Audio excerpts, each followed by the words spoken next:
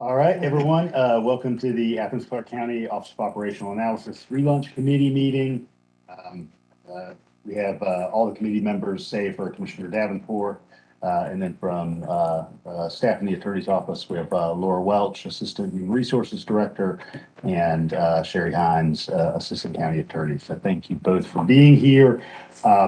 What I hope that we could cover today, in at least its initial form, is just recent and historical staffing models and then identifying any possible variations. And then secondly, the audit committee structure and charge. And so at least for that part, we of course have the Georgia Municipal Association City Solutions report that I emailed out a couple of times that offers some concepts about how to pursue that question. And then we've got the next meeting scheduled on October 11th. At the end of the meeting, we'll look for a time for a third meeting should we need one. So that's my story. I'm sticking to it. And so, of course, we know most recently there were 3 staff members in the office. Laura, I don't know if you're in a position to kind of give us an historical snapshot, having kind of been there and obviously witnessed the evolution of the office. You mind if I call on you? Sure, I can give a snapshot because I started a long time ago as a lowly intern in the auditor's office in 1995. At that time, Gwen O'Looney was mayor, and she had appointed John Wolf as auditor in 1993. John had no staff. He was the only person in the office. He had contract labor money for enough for 2 interns, one of whom was Melissa Wellborn and the other was me. He eventually, within the next few years after I started, was able to get 1 full-time management analyst position. I think that was created in probably about 1997. And then he was able to get a second management analyst position created shortly thereafter. The office operated with an auditor and those 2 positions for the next, let's see, from the late 90s all the way until John's departure in 2000, I would say 12. Or 13? 13. He left in 13. He was not reappointed in 13. He was reappointed on 2-year terms all that time. And then Nancy Denson appointed Steve Martin, who had been Central Services Director. Steve chose to reallocate one of the management analyst positions to be an administrative assistant. And he kept the other management analyst position. He had consulted my opinion on that, and I had advised against it. I was working at the courthouse at the time, and I didn't feel like the office would benefit from an administrative assistant position. But he went ahead with that reallocation, and then and he had assumed his appointment with the understanding that he wouldn't. I don't think he would seek reappointment. And then Stephanie Maddox was appointed, I believe, I'd have to look at the actual dates, maybe 2015 or thereabouts. And then since her departure, the office has not had an auditor since. So during the last, I would say 27 years or 28 years now that the office has actually had an auditor. Operational audits have been focused on not so much on financial auditing, certainly not on financial auditing in terms of GASB or anything like that, or the CAFR, that's all done over at finance. But more performance auditing, looking at operations, analyzing work processes, analyzing staffing levels, budget levels, program implementation and effectiveness, all kinds of things. And that has been at the direction of the audit committee. And I think during my tenure and certainly in later years, that the person who is serving as auditor worked well with the manager to keep them abreast of what their recommendations were. They also worked very closely with the mayor and commission, of course, and at the pleasure of the mayor and commission. But under Alan Reddish, I can assure you there was a lot of communication back and forth, and also under Blaine. So anything else I can? It's helpful, Laura. I appreciate it. One of the things that you've got in the report from Georgia Municipal is an appendix that looks at a handful of other communities that are of relatively comparable size. And I guess in particular, I'd highlight Macon Bibb and Columbus Muskogee, similar size unified governments. Macon with full-time equivalent of 2 employees, Columbus with full-time equivalent of 3 employees. There's some productivity or output numbers too, with Macon around 8 audits a year and Columbus with around 4 to 6 audits a year. So, if we were going to continue with a model of kind of all sort of internal staff, that size generally makes some sense to me. But we can kind of talk about some other models too. I think it is important to note that on the Columbus, they have a note there saying that they are backlogged under the other note. So. Yeah, I was gonna mention that. And also, sorry, I was upstairs. I just have to like a first view and A little exercise. Yeah, I think that's I need it. But also working with the PSCOB, the Public Safety Civilian Oversight Board, they may put the position under the auditor, so there'll be extra workloads. I just wanna, so staffing levels may need to adjust. Who may do that? The Public Safety Civilian Oversight Board. Could I speak to that just really quickly to add a little bit more detail? Because we did discuss this with them at the last meeting. So I think if you remember the larger context from back when it was with the GOC is that the Peace Corps, for lack of a better word, has been given the authority to draft a proposal to come back to the GOC about what they want this group to look like. And what we just discussed with them at the last meeting is that if they want that function basically to live in the auditor's office, it would have to be assigned to the auditor. It couldn't be that there's a separate person who is the auditor monitor for the purposes of PSCOP who is underneath the auditor, because we don't have the authority without changing the charter to create like sort of sub-departments under the auditor, because that would be taking away from the manager's role and powers and duties essentially. And so that was one thing we said we would make sure that you all were aware of, is that if the recommendation from that body is that the operational analysis auditor will also serve the function of the auditor monitor for the PSCOP piece, which of course is a decision to be made with the approval of the GOC and then the mayor and commission in the future, if that's something that you all may want to consider about what that office would look like. Hope that's helpful. She's playing better than I. I'm glad you remembered to bring it up. So Sherry, just to be clear, the auditor could recommend, like, let's say we run that rabbit, GOC recommends that function be kind of in the Office of Operational Analysis.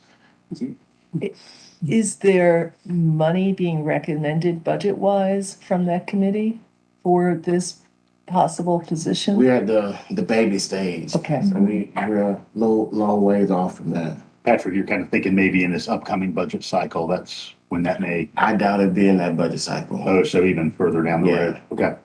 Well, and I think also, if I remember correctly, in the government ops discussion, it was a matter of, is the workload there to justify a full-time Yeah.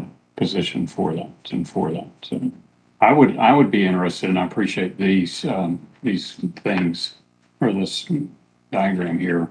I'd be interested in seeing, a model, if anyone has models where there's like, sort of almost an auditor operations manager, but we see what it costs to contract out. Like, for example, if we were wanting to do like a make and bib scenario where we have a goal of 8 audits per year, if we contract out those 8 audits per year, what would that run us? You could have 8 different organizations getting them done, quickly without, I don't know, but I don't, the cost may be prohibitive to do that. Do you mean just And then the auditor is the one that kind of facilitates and facilitate manages. it? So there'd still be an auditor, because they're. There'd still be an Yeah, auditor. You okay. need somebody to. Well, there are some of these that don't have them, but I agree. I think there needs to be a person who does what you just say, facilitates, organizes. And at the top of page 4 in this report that Pam Helton assembled, kind of end of the first paragraph on page 4, the report notes that consideration should be given to outsourcing those areas which may require a level of knowledge in a particular area. So human building services was an area where we engaged an entity that was kind of familiar with that area. I mean, you could probably think of lots of other specialties, whether it's a hard infrastructure area or court-related area. I guess it'd be helpful for our purposes, though, in setting this up, is to know what the outsourcing would cost. Just typical cost. I know that would vary, but. Speaking from an HR point of view. Right. I can tell you it's It's gonna be expensive. Yeah. It would probably be prohibitively expensive for 8 audits to get done by different consultants. Like, what would you imagine one And audit? I would, in the 7 figures.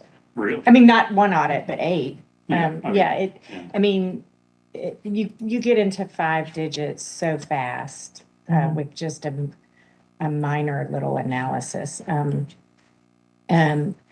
I would say, a lot of performance auditing can be done in-house.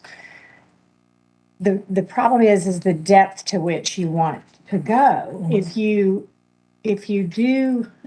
Certainly the auditor can't be all-knowing about the ins and outs of, say, public utilities engineering. But your audit does not have to go to that depth. And so I would Doesn't say, have to go to the depth of auditing a whole department. Exactly, I kind of think about exactly. that breadth too. Yeah, so if you take all of Exactly. leisure services, that's one thing. If you're like, let's look at summer camps, that's a real different kind of question. and I can speak to leisure services in particular because I audited that department in 2001 and it took me a solid year. Because I did the whole department and with no outside consulting help. And with an audit, it is very hard to get to the finish line, especially when you're updating the audit committee and then they could expand the scope, as you develop knowledge and recommendations. And I'm wondering, are they supposed to be doing that, though? Right. That's not important. I mean, Yeah, I mean, Right. even, 3-4 years ago, we were sort of talking about the prospect of having somewhat more discrete audits as a more typical maneuver. And say, we're going to look at billing within public utilities, not all of public utilities, or Exactly. That would be up to the committee, correct? no, Could the it'd be up to the committee- mayor and commission. Well, that depends upon how you set it up. Yeah. If you go back to this, it's really about our mission here, is how this is going to be set up, who's responsible. There are audit committees that don't exist in other places and that are mostly very, very different from what we have. So But I think at the end of the day, I'd be careful about, because we don't have a committee, for example, that just assigns Brad's work plan.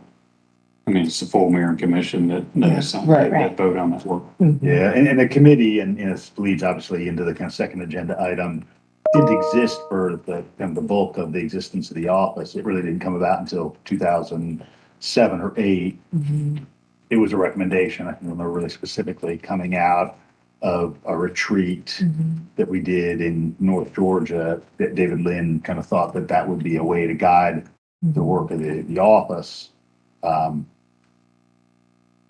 certainly interested in the recommendations that are on the bottom of page 5. There are 2 models kind of provided there. First, eliminate the audit committee and allow the mayor, city manager, and CFO to serve as the committee to vet work plans. That one's a little less appealing to me. But the second, restructure the audit committee to have representation from 2 additional external individuals, one with local government experience and another that's a CPA, along with ex officio as a mayor and manager. And I mean, I would just add to that here, you know, a commission rep, almost like we've got a commission rep on the pension board. Mhm. I would argue though, I mean, not argue, but I'd feel a bit uncomfortable with the city manager being on it as an ex officio member of another charter officer Well, committee. that's sort of interesting because when I was reading over the stuff today,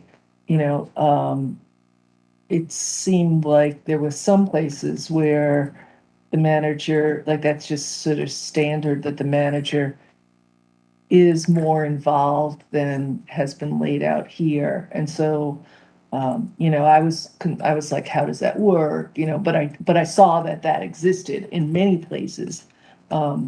So our situation seems more, it does seem like most of these and some of the examples were given somehow include the city manager in there. I don't know how it I'm not functions. saying the city, and I'm not suggesting the city manager not attend the meetings Yeah. or help answer questions. Uh-huh. I'm just suggesting that the city manager only do that, I mean, it's a charter officer position. Yeah. Rather than a, Right. Right. Yeah. even ex officio. And I didn't see on the makeup of the audit committee, I didn't see any that had a manager on it. Well, there were some in here where and this might be with the charter where the auditor actually reported to the manager. I'm not advocating being a for charter. that. Yeah, and that might, our charge here does not necessarily include or shouldn't include the changing the charter. I'm just saying, I was noticing differences. Like, I think it was page, yeah, because I have a big question. Works for management, big change that, so some of these do, Where is that? Where did you get this from? Page 4. Yeah, there was. Like the Government Financial Officers Association defines the recommended practice of an internal auditor to be considered as an audit professional who works directly for management at some level and whose primary responsibility is helping management. I'm not recommending that, but that's why I had question mark, big change. I'm just noting what's in the literature. I'm not advocating for I that. took that management there as meaning what it would be in our model as mayor commission. Oh, well, that's clear, Yeah, right? Yeah. And of course, that's the Finance Officers Association. Right. Yeah. I think they're really kind of getting more at Yeah, what we have outsourced. okay. I can give a little bit of historical context to that, if I may. Please. When I worked in the office, both as an intern, as a management analyst, and then later, just observing, management of the office, I can say, especially during my tenure there, the auditor and the manager, even though the auditor retained autonomy, they communicated with Al Crace, with Alan Reddish, with Blaine Williams, those were the 3 managers that were involved. There was pretty open communication and flow of information Right. between the 2 positions. So that, because in some of the audits, it was very helpful to the manager to have the auditor analyzing independently an operation and making recommendations that were ultimately going to benefit the operation and the unified government. So, and certainly after an audit was complete, once the manager was charged with implementing the recommendations of the auditor, there needed to be clear communication. So I think it's important going forward to stress that this is not an adversarial relationship, and that the auditor's office is designed to enhance the efforts of the manager and provide an objective view where the manager might be too busy, might be spread too thin, where the manager might not be getting, clear information directly from the department director, where the auditor has permission to go, and certainly the manager could at any time too, go dive deeper, do a deeper dive into lower level operations and management, things like that. So it really helps, I think, in setting the tone of the office going forward, that this office is designed not as a check on the manager, but rather an enhancement to the work that all the departments are doing. And it also gives insight into, and this would probably need to be mapped out and reviewed by the attorney's office, into constitutional offices. Because the manager just obviously doesn't have oversight over those offices. And to what extent are they subject to audits? That is, up for question. I know, the sheriff submitted to an audit. Ken Malden did not when he was DA. Even though he at one point had agreed to, and then Yes. kind of disengaged from that process. So, Well, and that gets back to Laura, just the workload of the auditor. It is. So, a lot. so I don't, if we're just asking like questions or pieces of a department, I mean, Much maybe it better. was something we wanted to find out about the DA's office at the time that we weren't specific on, or something that might could have resulted in. But I do hear what you're saying about cooperation. I don't disagree with that at all, but I do maintain that the auditor's position has to kind of maintain its independence. And, from the manager. Right, you wouldn't want the manager influencing an audit in any way. And yeah, I agree. I don't think I don't think it should be given like an official seat on the committee. I think that would like even ex officio, because I think it does. That's heavy influence. I mean, right? You can, but I definitely think that even going back to the clear expectations, which I think that first bullet is very broad, and I was actually like, note, I think there should be clear expectations of the interactions between the charter officers. Like so that we're setting up from the get go, like this isn't supposed to be adversarial. These are the ways that maybe making it very clear. These are the junction points where we see like it would be good to do a check-in and stuff, and also making it very clear like what we expect the manager's office, how we expect them to, again, not influence, but to, how they're going to interact. Well, and also I think we need to be more clear about, with the auditor's office about when we expect audits to be done. Yeah. And, we're going into looking at the audit committee, but again, back to the first observation and recommendation on page 1, 4, I think it says, well, the mission, goals, and objectives of the Office of Operational Analysis are outlined in the charter, and on its website, specific clear directives are unavailable. And it does go in to make recommendations to define clear expectations and oversight responsibility, define standards and how work will be measured, develop stated mission, goals, and objectives, recruit and hire. You have the list here. And there were a couple on that report. If you look at the one that's online, at the back of it, there are links to a bunch of things that I opened them. I have not read them all by any means, but there are examples, there are clear examples of these expectations, standard operating procedures, and so forth that are more thorough and clearer than the ones that we have that exist. So I think that's important as well. And there are some there are great examples to use. I don't think there's anything that's that controversial really when you look at it. It's how it plays out. That might be more tricky, who's on the audit committee, but I think we need to be clear for everyone involved what the general expectations are and the standards and mission and goals. And, Carol, I'm glad you brought up that kind of basket of work, because what I would anticipate is that, once we have an auditor in the office, that really would be among the first charges, is to kind of refine those standard operating procedures, and then bring that to the body. Or if, by that point, we've evolved to have kind of a committee structure to the committee that would then bring to the body, full body.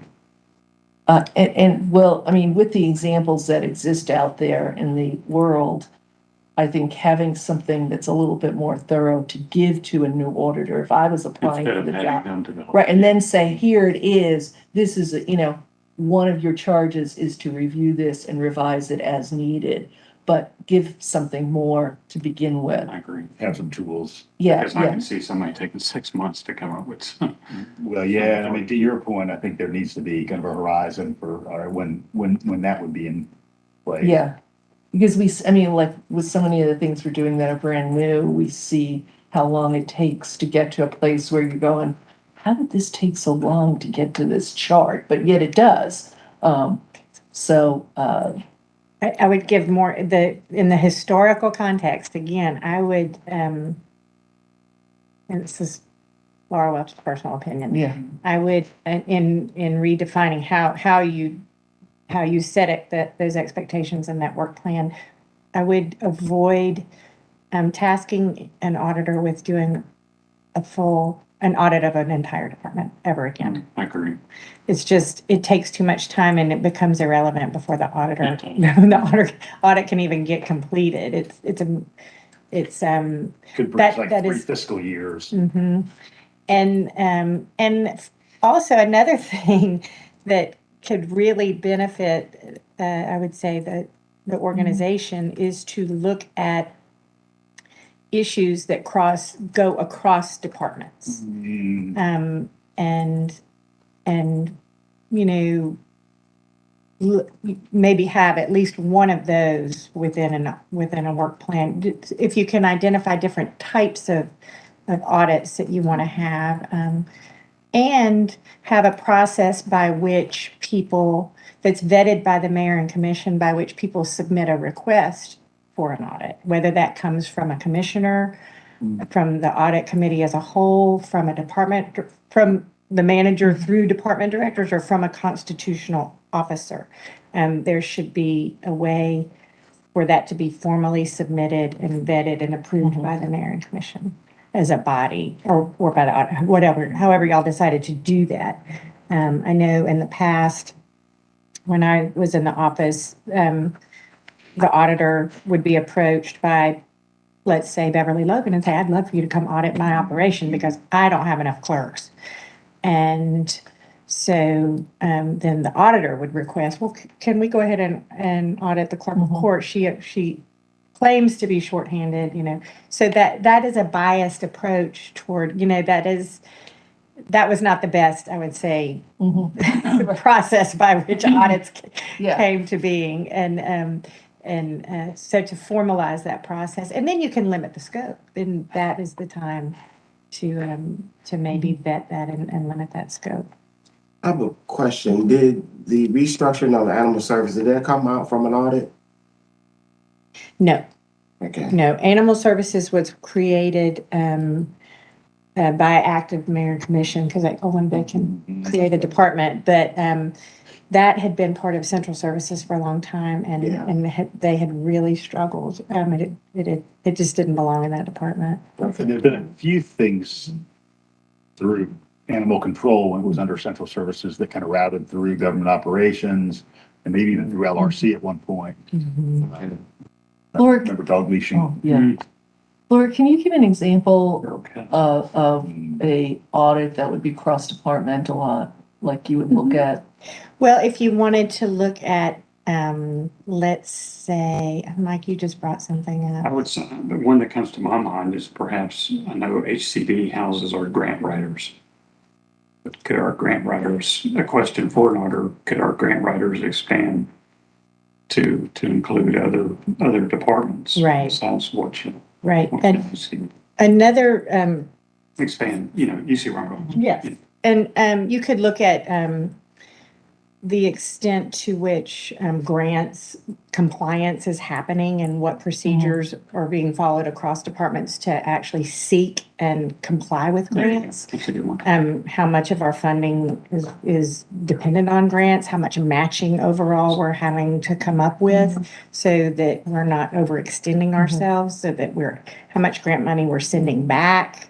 Because I think that would be a really good question to figure out in total Mhm. the number of grants and the amount of grants we're getting from 'Cause various then, places that help our community. right, and then you could make that part of your strategic plan. We want to go after more, we want to go after fewer grants. In the case of the DA's audit that did not happen, Ken Malden was seeking and getting a lot of grants that required matching funds that we were not prepared. But as a constitutional officer, that was his prerogative. And so, And ongoing expenses. yes, and that might be in perpetuity. So that's a problem. Another issue that just near and dear to me, since it's part of HR, is the contract review process. We might look across the government, the extent to which departments are contracting out for services, that make sure that our procedures with regard to how we prepare RFPs Right. are standardized, that we are requiring vendors to have certain levels of insurance in accordance with our requirements, so that and the benefit to us in knowing that is that we then know, and we're much more aware as a government, the extent to which we are able to be insurable. That we're holding that line. Right. Well, in that same question too, I could see an auditor looking at what we do a lot on government office and RC. Tell us what other communities are doing. And so as Right. far as insurance and stuff like that. Benchmarking is a great function of the auditor's office. That is something that departments don't have time to do. That the auditor, in my experience, had time to really research what are other people doing, what are best practices. And I could see the auditor working more closely too with the GOC and LRC when those type of questions come up. Because a lot of times the staff members for those. Yeah, it was, I mean, The auditor used to attend that. yeah, I mean, in sort of the John and Tommy days, generally one of those folks would come to each of those committee meetings. Yeah, and similar to that, I was thinking that we should have regularly scheduled presentations or check-ins from the auditor to the mayor and commission, the full body. Mayor and commission interacts constantly with the manager's office on a monthly basis, all the meetings, the attorney's office, who we are constantly doing interactions with. Something I've always noticed is that there's actually very little interaction with the Office of Operational Analysis. We don't usually get kind of any input or anything like during our regular meetings. So I think that would help us also with, with the schedule, making sure things are getting done on a timely basis like we'd want to see. Just having, even if it's an annual or, every 6 months or something like that, work session. At the end of every meeting, there's a slot for the auditor. Right. But it's just, or having some kind of expectation there where there is some kind of check-in happening, some kind of interaction happening in a formal way. Well, typically too, Tim, if we had audits that we could review that got done, like if there's 8 audits a year, I could see auditor having spotted a work session. Tell us about those Right. audits. Yeah, definitely. So, Yeah, and I mean, when the work plan was being kind of currently updated, that would usually happen at a work session. Right. Because we would talk as a full body about the work plan. Or maybe just having that as like a formal expectation that somehow slotted into our work session schedule or something like that. Yeah, I mean, So that even when it same way doesn't happen, we all notice it didn't happen, Right. so. Yeah. Right. I mean, I think about how, the financial audit is, Right. is a presentation on an Right. annual basis. The CDBG grant cycle is a recurrent one. The other thing that isn't exactly pertinent related to either of the agenda items, but that I would highlight here is the follow-up protocol being in place. Yeah. So that it's some kind of defined horizon beyond the audit issuance. If there's a look back to see, okay, well, what's been implemented, what hasn't. No, that was very frustrating for auditors.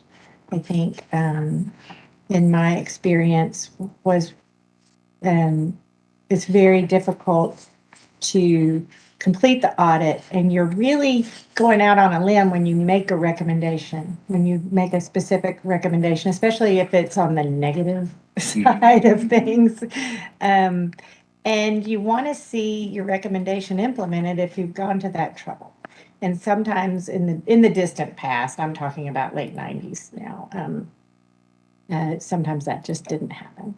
well, and also I saw too, Laura, on a few occasions, I remember this, we were trying to get audits and sometimes hear that, well, it's been, because the audit process could have them go back to the department and to the manager's office for review. Yeah. And somewhere it got slowed down. in Yes, that- we would, in that we would, process. we would send the reports back to the department to make sure that they had everything right. And then it goes to the manager's office. And then it would not Yeah. come back. And see, that I Yeah. think needs to be part of follow-up expectations that, there's a certain time frame between when the auditor releases the audit to the department for corrections or to the manager's office. And it comes back to the auditor to finalize it for the mayor and commission. Yeah, it's sort of attach a timeline to that flow chart. And there's some elements that have a timeline attached to it, but it'd be a little more And I think stringent. it might be wise to consider tying that timeline to the mayor and commission cycle. So that the mayor and commission need to consider something that needs to be on the agenda. Actually, budget time and stuff Yeah. like that. Kelly, do you perceive us, in this report that we, funded, paid for, reviewing now, there's 3 main observations with recommendations under each, one having to do with the sort of broader mission goal, charter, directive, another having to do with the committee structure itself, and another one having to do with the follow-up, putting that in there.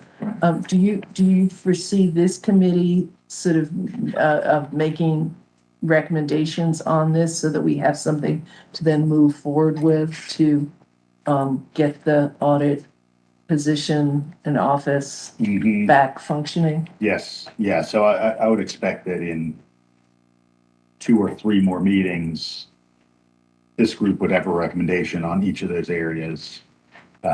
We'd be able to embed that in the position description so that somebody would come into the job knowing, all right, here's the charge, here are my tasks.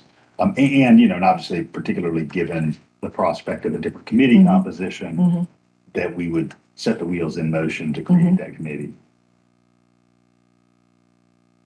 Yeah, I mean, I definitely feel like the first set of recommendations, just, what the expectations and the structure of the office is going to be, is like an assessment. I mean, everything else kind of hinges on that. To some degree, the auditing committee deciding that it's not going to be comprised of who it is right now and who it could be on. I mean, you could do, those things are, you could do Yeah. that, be thinking of those independently. And the third one actually is, that's pretty straightforward as well, that you will have built in that process, which I think the audit, I feel maybe I was reading about it or discussing it before in the audit committee, the follow-up, a half year and a year follow-up. Or a year and a 2-year follow-up. Yeah, I think we definitely want to get the hiring done, finalize the committee structure, obviously initiate work, and then probably in 18 months, come back as mayor and commission and say, all right, well, let's ask how this is rolling. Do we need to do any course correction? And I guess the question too, you went back to the staffing and the budget. That's a big question. Do we, if you're hiring someone to be in this position, is that someone who's going to have 2 staff people? Is that someone who's going to be contracting out? Is that someone who's, are we going to enable that person to hire someone right away?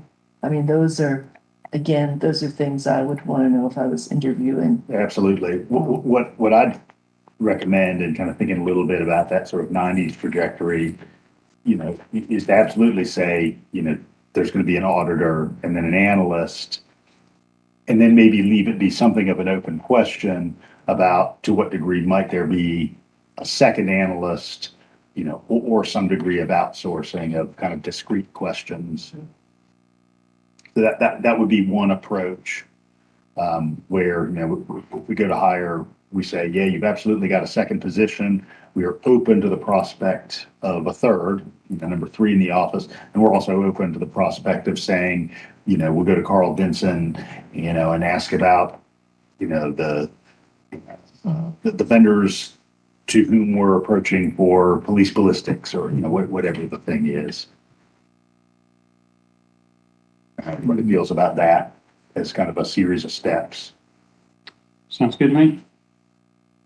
Sounds good. And then what about the committee structure, at least at this point in everybody's mind? I kind of have to stew on that one a little bit and see about it. I don't mind the recommendation they're making here. I do see some benefit though in having at least one or two commissioners Mhm. part of. Oh, yeah, the committee. yeah. I get it. Definitely, yeah. I mean, I wouldn't want to have a committee lacking a commissioner or two.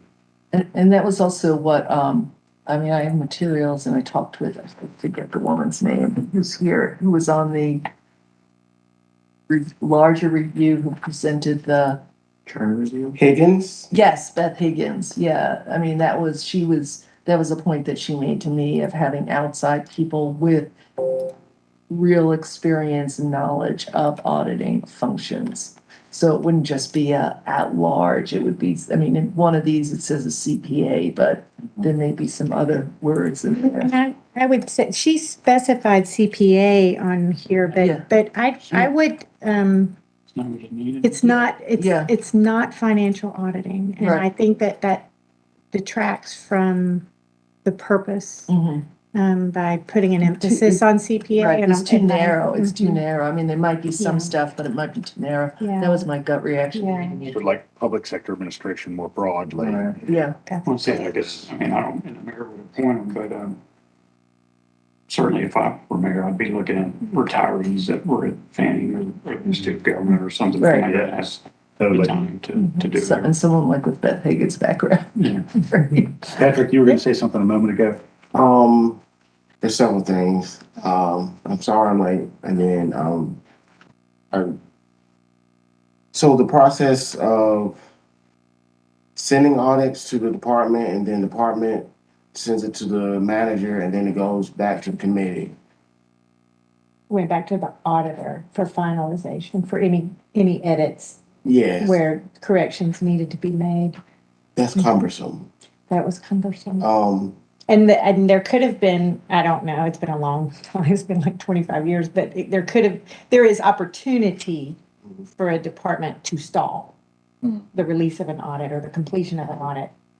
And, unless there is a definite deadline by which the audit has to be. I mean, the other thing that I would want to avoid kind of around that delay is, the sort of dynamic that sometimes the recent iteration of the audit committee would have, which is where there's just almost like this group editing process, which I don't find productive.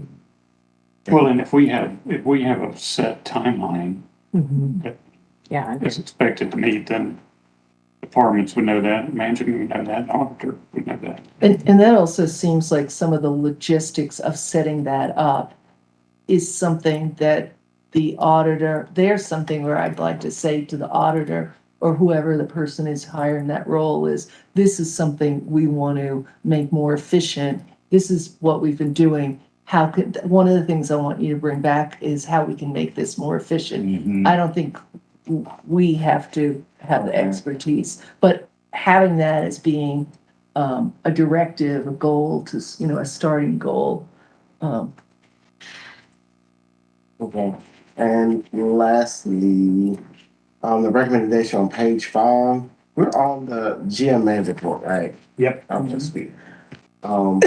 Eliminate the audit committee and allow the mayor, city manager, CFO serve as committee to vet or restructure. So what is the second part? Restructure the audit committee to have representation from 2 additional. So when I read it, have the existing structure that we have now, but just add 2 additional external individuals, or just completely. I don't think we have to adopt either of these wholesale. I mean, I guess what seems to be coming from this group is something of a variation of the second, where we've got a couple of people with public sector administrative experience. I mentioned a couple of minutes ago, a couple of commissioners, There we go. Okay. mayor is ex officio. And I think that more efficient flow chart and timeline, also ideally means that group is not having to vet every little step of the process, you know, and they're sort of a more high-level guide in my mind, Okay. rather than a micromanagement team. Yeah, and I think we want to, I mean, I don't know about everyone else here, but like, I'm not interested in eliminating the audit committee. I'm interested in restructuring it. I think that would, there's not, And that's where I came in at. So Ms. Welch, before there was committee, before Lynn created it, how did the operation of, analysis work? Before, Like, what The audit was getting committee. done? Was it efficient? well, Reddish, before reddish? before Alan Reddish, Mhm. they were getting done. They were not on a timeline. Okay. There was not a clear timeline for audits, and they did tend to drag on. So the committee But they were structure made getting it more done. efficient. Okay. And the committee, I would say that the committee was pretty loose. There was an audit plan, but if it didn't get completed within a fiscal year, it rolled over to the next. And I think we were only, not only when I was there and when I wasn't there, the audits were typically of an entire department. So. And that is just not the best, in my opinion, use of resources or the best model. But back then, the office was pretty new. Unification we were within 10 years of unification at that point. So it served its purpose at the time. Okay. And it had a lot of questions. I mean, you know, certainly merging the two counties. Yeah, there was a lot to look at that was sort of low hanging fruit because we had merged departments and we had a lot of, you know, the whole purpose of unification was to realize efficiencies. And yet what came with unification is that no one could lose benefits or employment as a result of unification. So it was how to reallocate resources so that you still achieved efficiency. I'll give you an example. In 1995, we audited what was then the personnel department. And the former the director of personnel at the time was the person made director at unification. If they took the director from the county, they made an assistant director from the city. So the person who was the director of personnel had been director of personnel for the city. And so they took the assistant director from the county, which left the assistant director for the city out of job. And so what we did was create the organizational development division. And so that has evolved to be Patrice Niatuami's position and has served the government very well. But that's an example. And so it did serve its purpose, but it was cumbersome. So I'm just trying to brainstorm the two. So I got two scenarios in my head. So we have a committee structure and then we have a non-committee structure. So the old committee structure was efficient, but it was very cumbersome because the non-committee structure was, the auditor was efficient, but they were doing broader, the whole department. But if the mayor commission sends a scope, hey, blah, blah, blah, this at this department, at this level, I'm just thinking that's more efficient than having a committee, because I believe with a committee structure, they're gonna, I don't know. But you see what I'm saying? Like if it was effective back then, things got done, but the scope was too broad versus now, since 2005 or 7, when we have a committee structure, audits are getting done, but they're still kind of broad, but there are just a lot of delays. But one variation of the theme, Patrick, is to say which level is empowered to set that scope. I mean, do you want to have the full mayor and commission kind of have the topic, and then the committee refines the scope, or is the function of the full mayor and commission to not only set the topic but also refine the scope? I mean, I think it's interesting too to see who does not have an auditor. You mean auditor? Auditor. No, Yeah, yeah, we don't have the function at all. Yeah. Yeah. Because, Savannah. But it was confusing to me then, like, what doesn't come through is like, okay, someone, if there's no auditor, someone is the interface with any contract auditors, like who is that? Whose responsibility is that? Where does that happen? They don't just like appear out of nowhere, right? There has to be some contact. Is that someone in the manager's office? Who is that? Like you don't get that from this spreadsheet. Like the local governments that don't have an auditor. Yeah, like who's like the one Who's like doing- reviewing who's the advising them. applications, putting it out there, checking in. Well, maybe they're not doing it that way. Maybe they're doing it like, like they're doing new leisure services plan or a new, which in essence is an audit really, Right. at the end of the day, or. It'd be really ad hoc. But where would those, I guess, like those more smaller specific things be at, those oversights though, which would never really usually call for a outside plan? Like we're talking about the grant analysis, or we're talking about like those things. I could never see them getting so big that you called for a outside analysis of that. No, it's just interesting. It is that Yeah, type of thing. yeah, To see, I'd be curious as to why they do or what they do. yeah, that's it. Like, what is it? How does that function in those places without? Judge indicated that in Macon, where they do have an audit office, that it's somewhat random how things end up being pursued in that office. It's a little less big picture discussion and analytic and a little more, what's heavily on a couple commissioners' mind in February.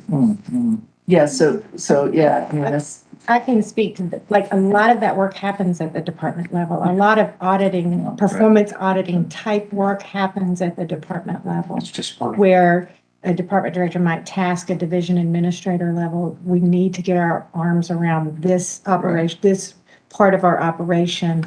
And there might be money to contract out to hire a consultant to help with that.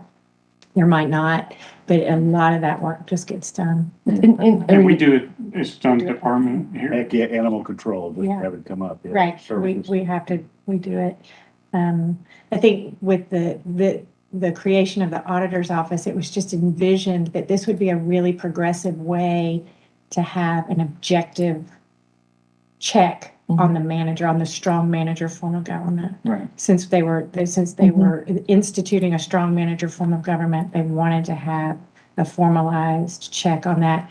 And the government was probably, it was not so complex as it is now. right, And so that was an achievable, Yeah. but I think that times have changed. I think one of the things that I want just to take note before, as we're going into this, is that on page 4, the observations, recommendations, the observation of all the mission, goals, and objectives of the Office for Operational Analysis are outlined in the ACT Charter, and on its website, specific clear directives are unavailable. And, which I definitely think is part of the problem, not just with, the employees of the office, but also of the public, what the expectations of the public are, because there's not clear directives and specifics available. And so I kind of wondered, and that's what that portion is in the recommendations also, number 3, develop a statement of mission, goals, and objectives of the office. I guess I was curious, and this can also even be for Sherry to chime in on stuff, but I guess where do we see housing those, mission, goals, objectives, you actually, if you go to this additional resources on 7 and you click on some of those, you see where they're housed you see examples of Yeah. those and where they're housed. And one of them, what I was just looking at was, it was under the auditor's office, all of that was there, it was very clearly laid out, but there was just more than you would get like in our charter, which is a small paragraph, and you go to some of the other ones and they're, 2.5 pages long. So, yeah, I guess I'm saying the form, would we want to, do a resolution or or even an ordinance? Like, I don't know that like formalizes and bakes those expectations and that goal and ambition stuff into it. And Oh, how does it, like, how would we actually Hmm. go about legislating and creating it, so therefore it ended up on the website and stuff like that, but actually formalizing those things, yeah. I think about how we ended up with our strategic plan. So, kind of series of retreats and discussions. And then we bake that into a document that was endorsed by the whole body. I would think of something of a similar process. Okay. And if I could just speak briefly, I think the interesting thing about the auditor's role is that it's put into the charter, but it's also in our code of ordinances. So I think we would just look to change section 131 of the ordinances through the text amendment. Okay, cool. Yeah, that's what I was wondering. But that also could refer to a different document. Right, So if you want to do it that way, and like, for instance, and other such duties and responsibilities that shall be outlined by the mayor and commission by resolution or something. Gotcha. All right, y'all, I think we're coming up to kind Yeah. of close of our time. I'm going to kind of hit a few things that we've come up with and just kind of make sure there's nothing else that we want to put on tap for next time. And so these vary by scale, but certainly there is the question of how do we want to begin staffing the office. I've kind of laid out the prospect of saying, okay, we'll start with 2 employees, including the lead auditor and the charter officer, and then kind of provide some opportunity beyond that for that individual or the office to kind of inform the body. We want to give some more thought to what that committee structure is going to look like. So we'll revisit that. Questions about, how do we formalize submission of requests for audits? What's that process look like? And similarly, how do we task a new auditor with refining the flowchart timeline to be more efficient? And also be really clear about needing audits to be somewhat more discrete, kind of smaller chunks rather than these whole department size ones. Figuring out kind of just what a typical recurrent check-in schedule would be with the full mayor and commission, kind of along with that mission and goals that seem like kind of full body, full mayor and commission activities. What's the follow-up process going to look like once an audit is complete? So we make sure that some of those recommendations are implemented. And then just a tiny thing, kind of identifying that maybe in the job description, attendance at GSE and LRC are an expectation of the position or their subordinates. So those are big chunks that I've kind of pulled out of this meeting. Are there? I just add one more, just so that we're fully considering what we're asking to do is, and that is, because if we decide not to go for an auditor's position, what it is, how it is that Augusta and some of those other cities answer the questions that need to be answered. And I don't want to create any work for anybody, but I'm just maybe a phone call. So all I'm wondering about. Mm-hmm. And of course, obviously that contemplate a charter revision. It would, yes. Any other kind of big chunks, cornerstones? Okay. All right. This has been helpful, everyone. All right.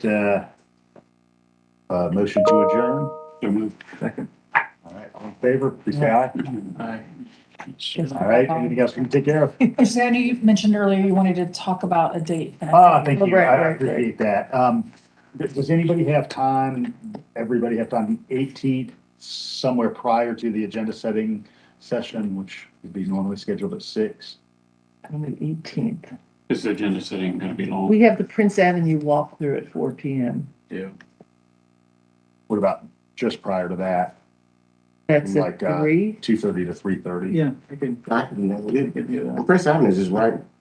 Yeah. Actually, it starts at City Hall. Okay, That's what I work, right? Yeah, it starts at 4. We could do it but the next meeting is the 2:45 to 11th. 3:45. Yeah, the next Three to meeting is the four. 11th, 3 to 4. Okay. But yeah, I was looking for a time for the following one. Can we wait and decide that once we do the next one? Okay, yeah, so pencil that in, but then we'll confirm on the 11th. pencil in The it. next one is 11 from 3 to 4. Yep, the 11th from 3 to 4 is the next one definitively. And then, kind of be looking at the 18th, 2:30 to 3:30. You sent an email. This is non-related. All right. Thanks. This one for the judicial site committee.